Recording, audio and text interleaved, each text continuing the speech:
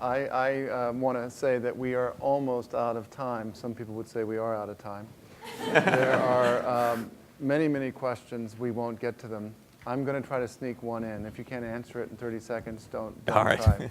But it's the kind of question that needs some time, so I'm going to constrain it a bit. So one of the biggest problems you describe is a need for a change in mindset, and you admit that that's not something for which you have an easy solution. And I want to ask a personal question. In 30 seconds, what led you from a world in which people were asking only about stock markets and believing wholeheartedly in the power of markets to one that now looks at much bigger questions, asks questions about 100 years out, and shows doubts about doctrines that were at the heart of your discipline? Was there an event or a series of events that you can describe very quickly so that young law students might have this in mind as they think about their own mindsets? Very quickly. The answer is yes. I came into economics wanting it to be a subject that could answer big questions. So I think I came into it honestly. I was actually interested in the big topics, which at that point were capitalism and socialism and issues that I'm still interested in.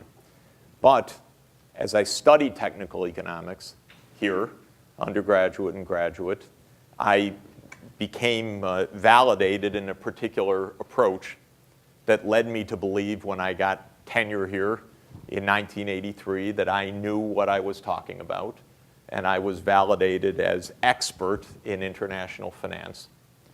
And the lucky thing that happened to me professionally was an invitation to work on a real problem, and that was Bolivia.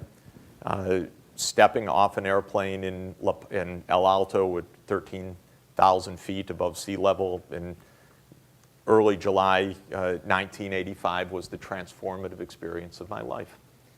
Because not only did I couldn't breathe because it was, the air was thin, but all of a sudden I started seeing things that I could not believe. And my jaw dropped open, and it's never gone back up. 23 years later, the world is so much more interesting, so much more complicated, so much more subtle than one can know without the engagement. My dad was a lawyer, a really great lawyer, and he taught me a lot about professionalism. So how to prepare a case, how to really know your brief.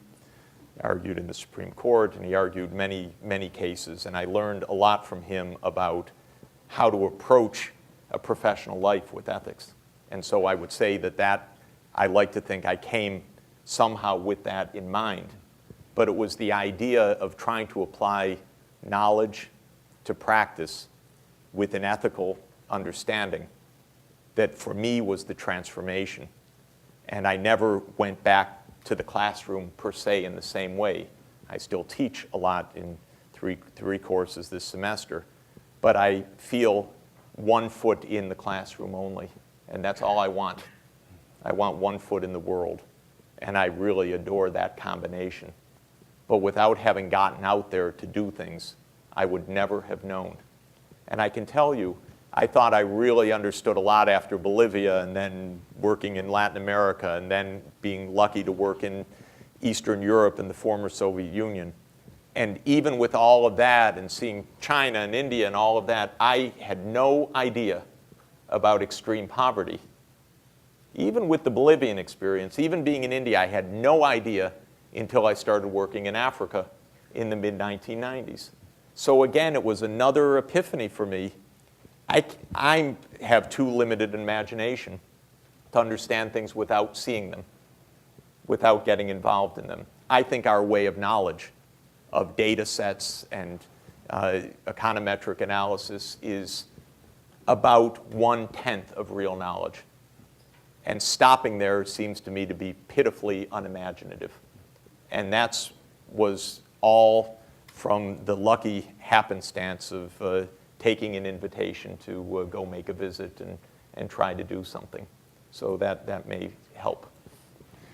We must end. I should tell you that Professor Sachs has come here this morning. I don't know what time he had to get up in New York, but The usual. the usual.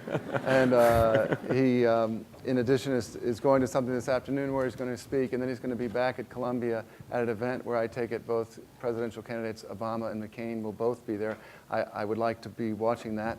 I don't know if I'll have a chance to speak, but I will if I. We're going to send him the video. And I want to say we are, for that reason, among many others, very lucky to have Professor Sachs here today. Thanks for bringing both feet into this classroom and telling us to get at least 1 foot out. Thank you very much. Thanks.